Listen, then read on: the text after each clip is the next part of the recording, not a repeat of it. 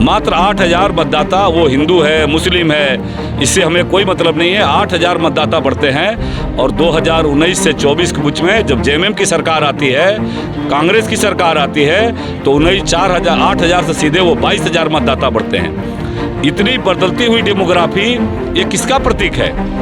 आप जनसंख्या को असंतुलित कर रहे हैं। आप लव जिहाद के माध्यम से, लैंड जिहाद के माध्यम से जो खेल चल रहा है, आप वोट जिहाद तक ले जाने की बात कर रहे हैं। ये किस लिए बदलाव हो रहा है? ये बदलाव हो रहा है कि यहाँ के जो जनप्रतिनिधि, यहाँ के जो स्थानीय जो चुनाव होते हैं, यहाँ जो प्रतिनिधित्व व्यवस्था है, उस पर ये कब्जा करने की तैयारी हो रही है। इसके अलावा और कुछ नहीं है। मैं ये बात इसलिए दृढ़ता से बोलता हूँ कि जब उस विधानसभा के अंदर ये आवाज़ उठाते हैं तो बांग्लादेशी घुसपैठियों पर कांग्रेस पार्टी भी मौन रहती है, झारखंड मुक्ति मोर्चा भी उसके समर्थन में खड़ा होती है। इतना बांग्लादेशी घुसपैठियों के प्रति प्रेम क्यों है उनका?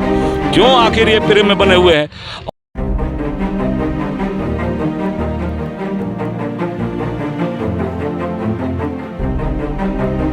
देखिए, राजमहल विधानसभा में अभी हम मौजूद हैं। लगातार 3 बार के विधायक मतलब हैट्रिक लगा चुके यहाँ से भाजपा प्रत्याशी अनंत ओझा चुनावी प्रचार में घूम रहे हैं, जनता के बीच जा रहे हैं और लगातार इस बार फिर मौके की तलाश में है कि अगर ये चौथी बार के विधायक बनते हैं तो राजमहल की विकास मुख्य एजेंडा होगा। इन सभी मुद्दों पर हम बातचीत करेंगे। क्षेत्र में मौजूद है सर, लगातार क्षेत्र में चुनावी जनसंपर्क कर रहे हैं, क्या कहना चाहेंगे यहाँ की जनता को? पहले नहीं, देखिए, जो लोगों का प्यार है, जो आशीर्वाद है, और सबसे बड़ा विषय है कि राजमहल विधानसभा की जनता ने लगातार भारतीय जनता पार्टी को प्यार और आशीर्वाद दिया है।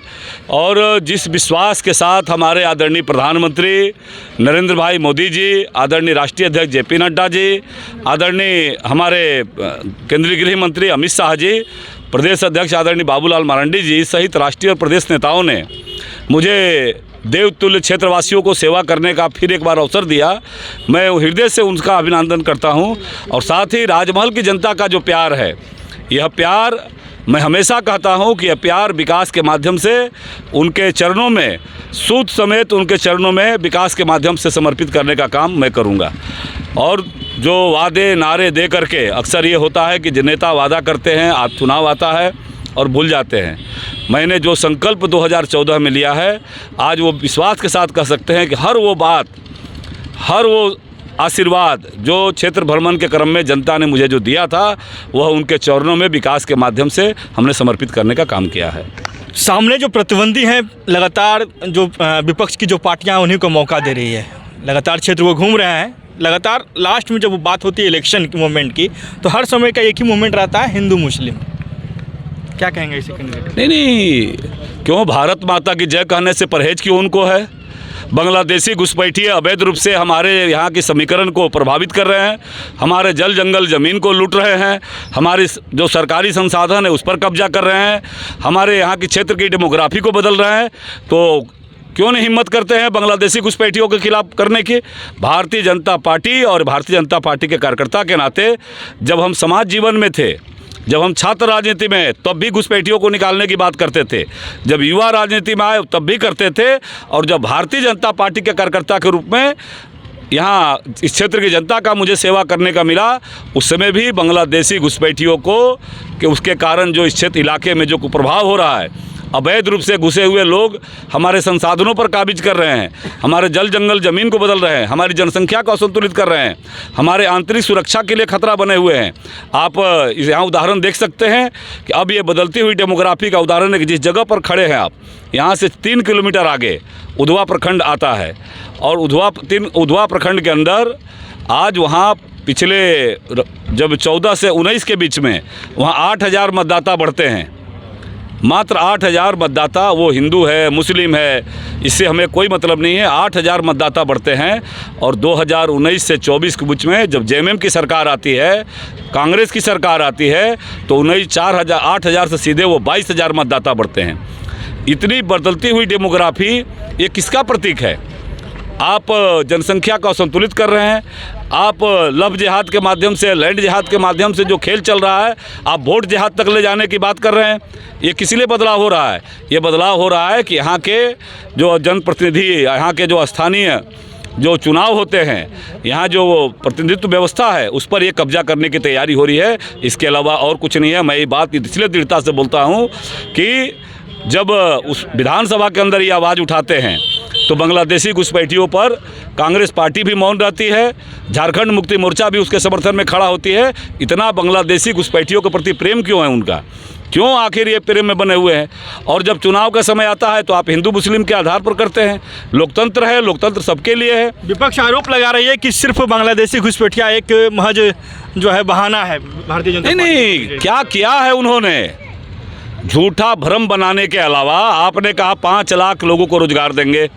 मैं पूछता हूं आपके बीच से ही कि किसी भी प्रखंड में किसी भी जिला का लोग बता दे कि हेमंत सोरेन जी की सरकार 5 लाख रोजगार दिया क्या? किसी को मिला है? बेरोजगारी भत्ता किसी से पूछ सकते हैं आप? 5,000 7,000 आपने बेरोजगारी भत्ता देने की बात कही थी। किसी को मिला क्या बेरोजगारी भत्ता 5,000 7,000? नहीं मिला। जितनी भी परीक्षाएं आयोजित हो गई, सारी परीक्षाएं, चाहे CGL की परीक्षा हो, चाहे JPSC की परीक्षा हो, चाहे जिस स्तर की परीक्षा हो, सारी परीक्षाएं इस सरकार ने भ्रष्टाचार की भेंट चढ़ गई और घपले घोटाले की भेंट चढ़ गई। बदले में दिया का आपने कहा 72,000 रुपया महिलाओं को देंगे। 72,000 महिलाओं को साल में देंगे। 3,60,000 के जगह पर जब हम लोगों ने विधानसभा में हंगामा किया तो 1,000 2,000 की योजना चला करके आपने उस गरीबों को अपमानित करने का काम किया।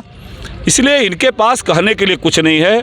और दूसरी तरफ भारतीय जनता पार्टी का ट्रैक रिकॉर्ड है कि भारतीय जनता पार्टी जो कहती है उसको हर हाल में पूरा करती है।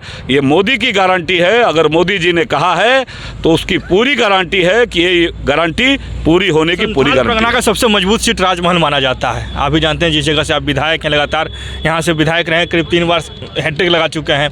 इस बार जो है सामने जो कैंडिडेट हैं वो भी प्रचार कर रहे हैं।